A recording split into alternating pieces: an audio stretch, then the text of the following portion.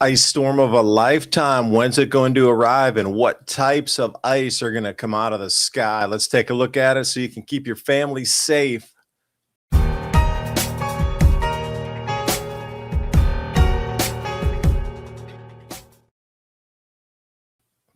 Forecasters warn a potentially catastrophic storm. This is the words they're using: catastrophic, unprecedented, and just this type of verbiage in here.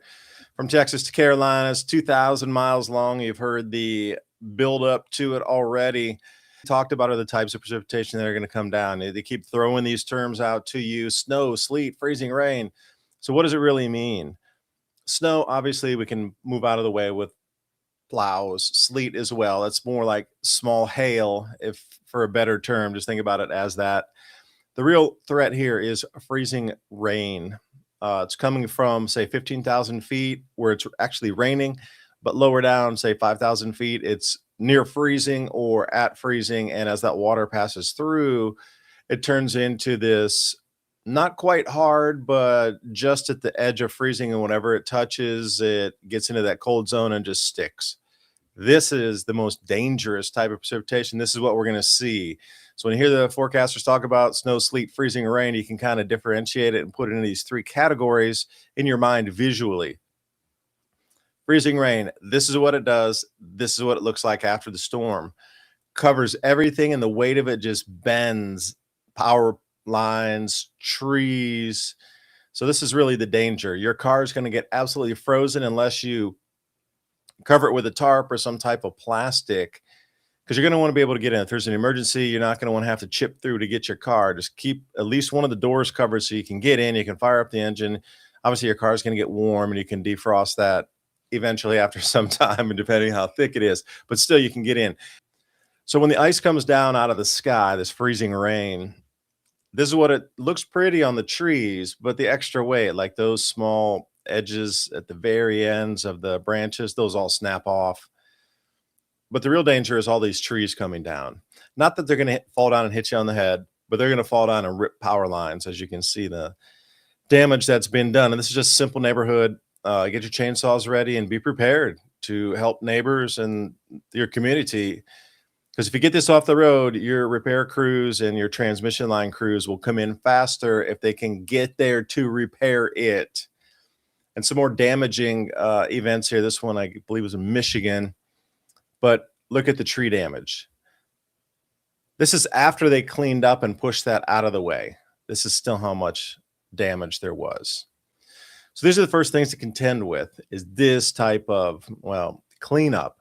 So you know right away what you're going to be dealing with. There are going to be power lines down everywhere. Please stay away. Don't touch those. They could still be live and you'll get electrocuted. You're going to have to clean all this up to get the crews can come in. So if you want to speed that process up, get your roads clean with your neighbors or community, because if they can get in there, they can start repairing. The more stuff and debris in their way, the longer it's going to take for them to get into repair. It's really that simple of an equation. So help them out. Now, tree damage is one thing, travel's another. They have already forecast to cancel this many flights. So do not be shocked if this drags for weeks afterward. Between Friday, Saturday, and Sunday, they're looking at canceling around 5,000 flights. This is already pre-planned to cancel, and you're not going to be able to drive to get there anyway, whether it be the deep snows or this freezing rain across the southeast U.S. Power grids are going to struggle. And the ice forecast here, if this comes to be anywhere close to what we're seeing, this is an event that you will remember definitely for the rest of your life.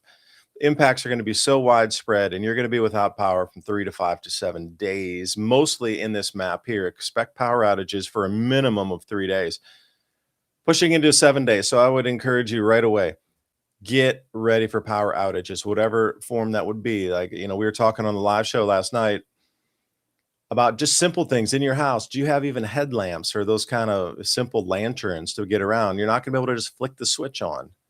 How are you going to keep yourself warm? Because I'll go into some of the temperatures after these events here. This is going to be a life-changing thing for most in this colored map here. Whatever color it is, the strawberries are going to bend your reality a little bit on the fragility of how our society can just stop in an instant. If you're over 40 and planning to retire someday, the window to protect what you've built may be smaller than you realize. Here's a question most people never ask. Is your portfolio built for what's coming next? Many investors in their 40s and 50s discover they have little to no exposure to precious metals. That means their savings are largely tied to markets, policies, and paper assets with very little protection if conditions change. As retirement moves from someday to on the horizon, protecting what you've already built becomes just as important as growing it. That's where Noble Gold Investments comes in, helping investors reduce risk by adding physical gold to their portfolios. Right now might be a smart time to talk to noblegoldinvestments.com. No sales gimmicks, no pressure, just a strategy, clear answers built around your goals. That's 2030gold.com. And the January silver bonus, a 3-ounce American Virtues Independent Silver Round, available for new qualified accounts. Building your portfolio for the long term. That's 2030gold.com. Click on that link in the description box below. So starting with the more general mainstream news, Fox weather. So the warnings are out. This begins on a Friday, rolls through Saturday, Sunday, and then into Monday. So you can see there also map Friday to Monday through the weekend. Ice storm warnings are actually extending far further than that. So this map needs to be adjusted a little bit, but you can see just how wide of an event it is. Normally these types of events, they occur in a localized area. People rush in, they repair it. Line crews get in, they get the electricity started, but we're talking a massive area. Anywhere in pink here, this is all ice. That freezing rain coming down, that ice storm this is it. So it starts off around Oklahoma, and then on Saturday it moves over toward Arkansas, northern Mississippi, western Tennessee. Memphis is going to get just absolutely hammered on this one. And then it moves as well. So anywhere that pink is, that is this freezing rain, and it goes all the way over into Virginia. Gonna absolutely crush DC as well, all the way through North Carolina, South Carolina. This is just an event to behold of what nature can throw at us. And another FYI, and just an early warning, those of you in the mountains, say example where Helene had hit, you're going to be cut off for far longer than most everybody else. By the time they get up to the mountains, they're going to have difficulty restoring power in, say, like Nashville and Memphis and Little Rock. These major cities are going to be absolutely week or so to get them restored. Then they're going to get to you out there. The projections are you're going to expect to be out of power longer in the more rural areas. So just prepare for that. The 3 to 5 day forecast, that is for cities, not countryside. And that's really all I can say about it. And a little bit deeper dive into AccuWeather here. The darker pink, that's ice storm warnings. So you can see how far that is. Just imagine, as I showed you in the beginning of the video, trees coming down, power lines coming down in all of that area. Significant is also that wider, darker strawberry color. So that entire line from Texas over to New York, this is the damage that's going to occur. And imagine all the cities in there that need to be repaired first before they get out to the countryside. Power outage risk, they're already telling you, and this is a no BS assessment. Everywhere is going down in the power that's on this map, pretty much in that brown or that gold color, not so much the bright yellow. Sleet, as I'd showed you beginning, that's that really tiny, almost hail-like substance that can be plowed out. You can move that out of the way. The depths of it start, I think this is a little overboard on the GFS, but remember, we're going to go through GFS and European models. This looks a little heavy for my own opinion, and seeing others out there doing the forecasting as well. A little error on the high side here. I would maybe cut that half, but still significant. But this is the one that is going to be the damager. Anywhere on this map is the freezing rain. So you have to just think about how many major cities, highways are going through here. So think about road transport too, just your regular, what you see, semi-tractor trailers on the road. They're not going to be able to penetrate and move north and south, east and west through this zone. So if stores are already getting thin anyway, you would also expect delays to restock the stores. and power outages as well. There's probably gonna be a lot of spoiled food around. So the accumulated freezing rain, it just keeps coming, and it doesn't matter. This is a European model, ECMWF, okay, and then we move over again. The totals on here, just if it comes down to an inch of freezing rain, that's catastrophic. That is a power failure for quite some time. The entire line comes down off the pole. It's not like they just need to do something simple to repair it. The entire infrastructure falls out of place. And here we go, another accumulated freezing rain for you through the 27th. Bring you up through the 28th here as this system moves east. North Carolina, Helene, you're going to be on your own again for a minute or more. But as it progresses through Virginia, we got all those data centers up there. We got DC out. There's just going to be a lot of very important infrastructure that's in the way of this storm. We're going to see how resilient we are on this in terms of continuity of government. We're going to see how resilient we are really with infrastructure and data centers. Since there's going to be so much damage to that, you can expect internet outages for so many things because the flow of information, transmission of information into those data centers, that's also going to get cut off. They're still going to be operational. They got their own power generators out there. But the actual line to carry that out, that's going to be down, literally down, disconnected. So banking, ATMs, this sort of thing, any types of online Amazon Web Services, this is going to be greatly affected. So expect massive internet outages for a prolonged period of time as well. If you need cash, go get it. ATMs aren't going to be really as functional. There's going to be spotty outages everywhere. If you can even get to an ATM, you're going to have to get some cash out for emergencies because if the cash registers aren't working and they're still going to operate in cash, at some places, your vendors, some of your stores will open, but they just won't even have power to run the registers and do transactions. But carry change with you, have ones and fives, quarters, so you can get close enough to the exact change because they're going to be like, well, we already ran out of change. You just need to give us money. We're going to round it up or round it down. So if you can help in that process, you should be able to, work your way through that. But get prepared for having spare change to be able to get into a store with no electricity and still buy something. Farmers still operate with cash. And again, the updated models will be swinging in here in the next couple hours, truly to how far this will. So this is the forecast as of Friday here today. So I'm going to run you through this off Pivotal Weather. Thank you for putting this out.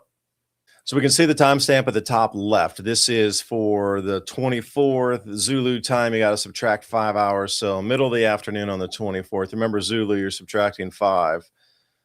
Or Greenwich Mean Time, GMT, same. So Friday to Saturday, you can start to see the orange is the freezing rain. That's the thing. Below that, the yellow and the green, that's heavy rain and thunderstorms. Above that, the blue, that is intense snow. This thing is going to start moving and curving in on itself. The reason it's curving is there's another Gulf moisture pattern pushing and just trying to punch through the middle there.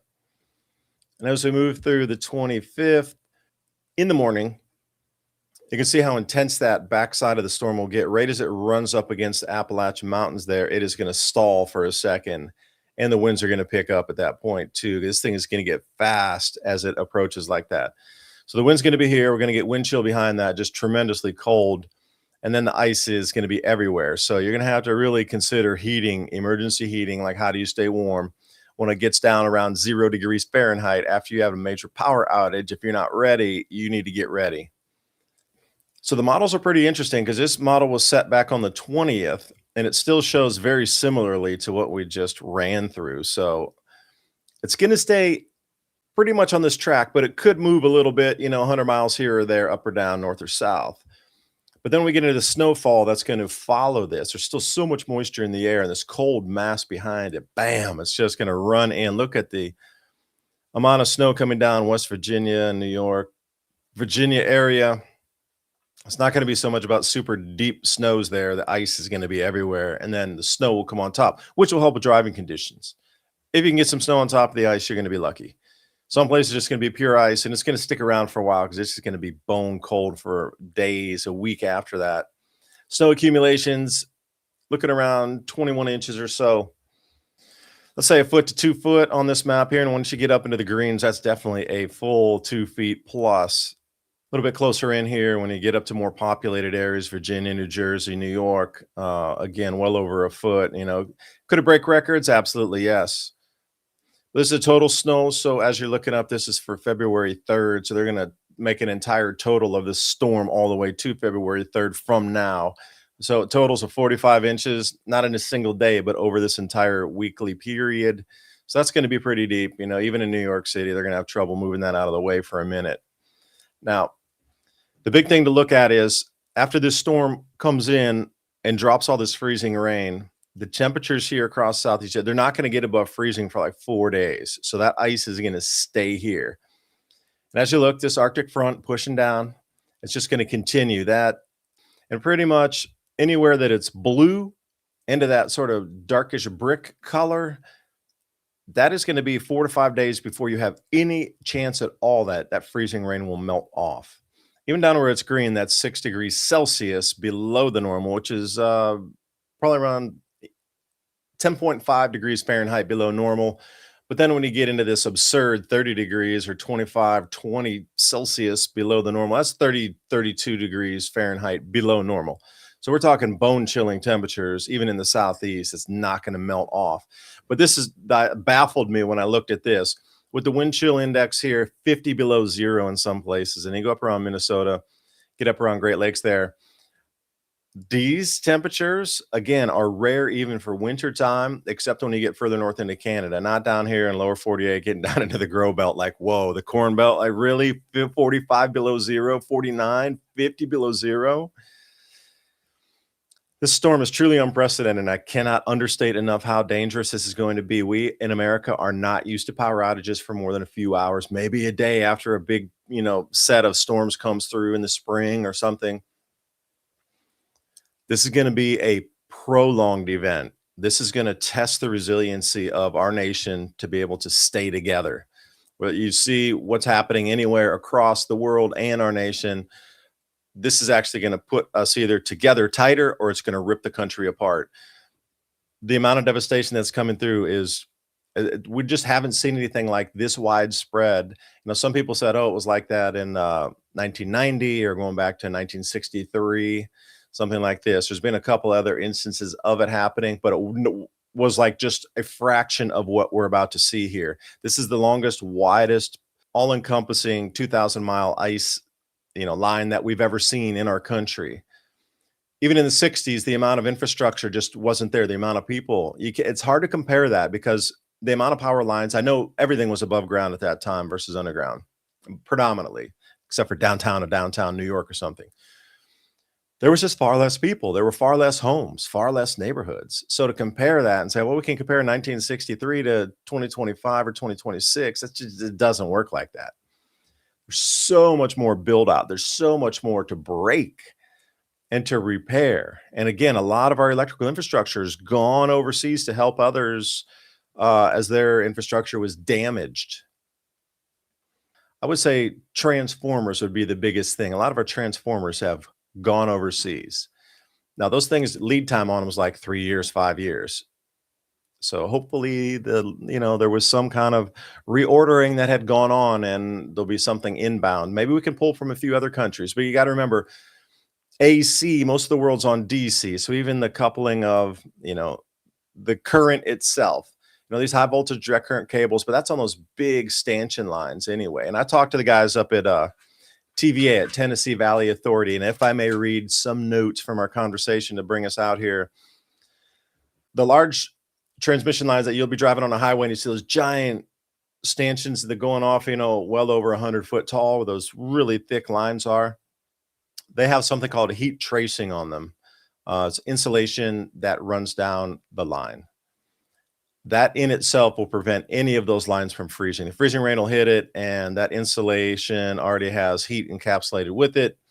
They've really bumped it up since what had happened in 2021 with the ice storms over in Texas. Like the entire grid got a small upgrade in terms of these types of heat lines on top of the traditional lines, or heat tracing on the insulation.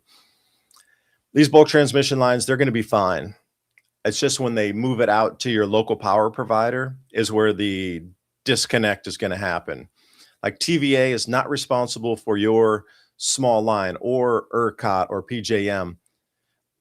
They're not responsible for that line coming to your house from a line down on the street. That's your local power provider. They're the ones that are going to have to do the repairs. There's going to be a nationwide emergency, and everybody's going to be pulling in teams and crews from everywhere else. But do we have the actual physical parts that we need to repair this on hundreds of thousands of lines that have fallen down? How many trees are going to break onto these lines? It's going to be significant. You look how widespread of an area and how dense a population it is. Like a huge amount of the population of the United States is in the east on this side of the Mississippi. It's not like way out west in Montana where it's very sparsely populated. This is the most densely populated parts of America, and the amount of damage in our electrical infrastructure is just going to be something to behold. It will be legendary when this thing is over. So please prepare yourselves. I'll bring you another report here later on during the day. So I'll see you next time. And please remember, during times of emergency, My Patriot Supply, 3-day, 7-day, and 2-week emergency food supply kits. Like if you had this in your house and you were unaware that this storm was even coming and something happened, you're already prepared. And the hand cranked emergency radio at the bottom, little green one. You're going to need water. You're going to need to heat yourselves. So My Patriot Supply covers a lot of those needs. Check out what they have, because remember, every purchase you make with My Patriot Supply helps keep this channel on air, bringing you information and urgent warnings just like this. I appreciate every one of you being in the conversation. Please share with your friends and families to keep them safe too. This is what the channel is all about. We're coming into an event that has never been seen in American history on this scope and size of it. This is literally going to rock the nation. So please get ready for it. And I'll see you next time. I'm going to be having Starlink up with my generator, so I will still be able to broadcast out here. A few of us, my neighbors who also does some social media stuff, we're going to try to set up on the deck out here. I might even put out my yurt and put the camera out facing where the weather direction is coming from. We'll just watch everything crystallize as it moves through. So trying to stream live during this event as well. The weather chase, nobody can really get out and like quote unquote storm chase. So I'm going to storm chase you from my front deck here live multiple times as this event is unfolding. So please stay with the Adapt 2030 channel. Tell others. We're going to follow and just go through this together, because I literally am in the eye of the storm here in Tennessee. So with that said, have a great day. Bye for now.